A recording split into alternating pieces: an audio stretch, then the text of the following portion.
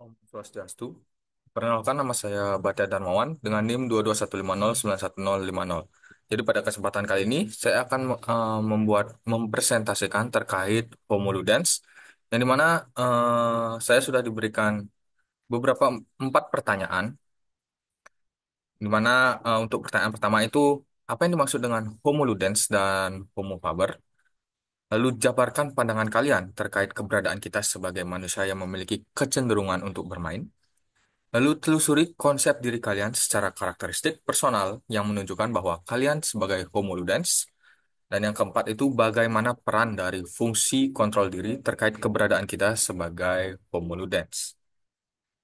Nah, tanpa berlama-lama lagi, kita akan masuk ke bagian yang pertama. Pertanyaan yang pertama yaitu apa yang dimaksud dengan Homo Ludens dan Homo Faber. Dan di sini bisa terlihat ya, Homo Ludens. Ada gambar Homo Ludens yang dimana Homo Ludens ini berasal dari bahasa Latin yang artinya manusia yang bermain. Nah, diperkenalkan oleh Johann Huizinga dalam bukunya Homo Ludens 1938. Konsep ini menekankan pentingnya bermain sebagai aktivitas fundamental dalam kehidupan manusia. Bermain bukan hanya hiburan, tetapi juga elemen kunci yang membangun kebudayaan dan peradaban. Aktivitas bermain memungkinkan manusia untuk mengeksplorasi kreativitas, membangun hubungan sosial, dan menciptakan makna dalam hidup. Nah, sedangkan Homo faber, apa itu Homo faber? Istilah ini berarti manusia pembuat atau manusia yang bekerja. Nah, Homo faber ini menggambarkan manusia sebagai makhluk yang mencipta dan memanfaatkan alat untuk menguasai dan memodifikasi alam. Pandangan ini menyorot peran rasionalitas, efisiensi, dan produktivitas dalam peradaban manusia. Nah, konsep ini menekankan kemampuan manusia untuk menciptakan sesuatu yang bermanfaat melalui kerja keras dan inovasi. Untuk selanjutnya, saya akan menjawab terkait keberadaan kita sebagai manusia yang cenderung bermain. Nah, sebagai manusia, kita memiliki kecenderungan alami untuk bermain. Bermain bukan hanya aktivitas fisik ataupun hiburan, tetapi juga sebuah proses yang melibatkan aspek emosional, sosial, dan kognitif. Bermain melampaui batas usia, budaya, dan zaman.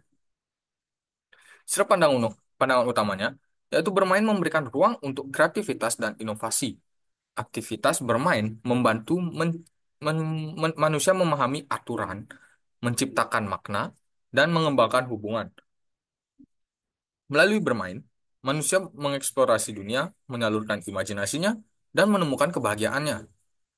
Lalu untuk manfaat dari bermain itu sendiri, yaitu mengurangi stres dan meningkatkan kesehatan mental, mengasah kemampuan berpikir, kreatif dan kritis, membangun koneksi sosial melalui interaksi dan kolaborasi. Namun perlu diingat juga bahwa bermain juga memerlukan keseimbangan agar tidak mengganggu tanggung jawab lainnya. Lalu untuk pertanyaan yang ketiga, yaitu konsep diri sebagai Homo Ludens. Nah, setiap individu memiliki sisi Homo Ludens yang tercermin melalui aktivitas sehari-hari. Eh, Berikut eksplorasi konsep diri saya sendiri sebagai Homo Ludens. Itu berdasarkan dari kreativitas. Saya sering melibatkan diri dalam menulis, menggambar, mendesain, ataupun bermain catur juga kita memerlukan sebuah kreativitas yang memacu imajinasi saya. Lalu untuk hobi dan liburan, hobi saya mungkin bermain game, lalu jalan-jalan, dan mendengarkan musik. Lalu untuk spontanitas, saya menikmati mencoba hal baru seperti olahraga, lalu menelusuri sungai sebagai hal untuk jalan-jalan saya. Lalu untuk yang terakhir, itu ada di interaksi sosial, di mana aktivitas bermain tim seperti olahraga ataupun permainan kelompok, bermain tim, untuk membantu saya mempererat hubungan sosial dengan teman atau keluarga.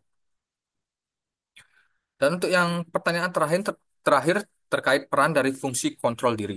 Nah, kontrol diri ini merupakan elemen penting yang memastikan bahwa aktivitas bermain tidak mengganggu keseimbangan hidup. Nah, peran utama dari kontrol diri ini yaitu pertama, kita mengatur prioritas, di mana membantu menentukan kapan waktu yang tepat untuk bermain dan kapan harus fokus pada pekerjaan. Lalu yang kedua, itu adalah menghindari bermain secara berlebihan. Nah, mengontrol aktivitas bermain agar tidak menjadi bentuk pelarian dari tanggung jawab atau masalah. Nah, yang terakhir itu adalah mengarahkan aktivitas bermain. Dengan memastikan bermain dilakukan dengan cara yang produktif. Contoh saja, kita bermain di sini bisa kita lihat eh, anak-anak bermain, tapi permainan ini sangat produktif, dapat digunakan untuk melatih dan mengasah pikiran anak dalam belajar matematika.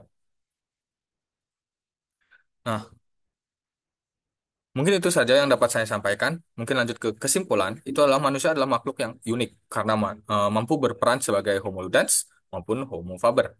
Sebagai Homo ludens, bermain adalah bagian penting dari hidup yang memberikan kebahagiaan dan kreativitas.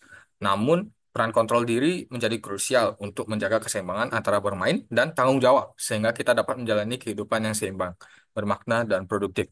Mungkin itu saja yang dapat saya sampaikan. Saya ucapkan terima kasih dan Om Santi Santi Santi Om. Salam harmoni.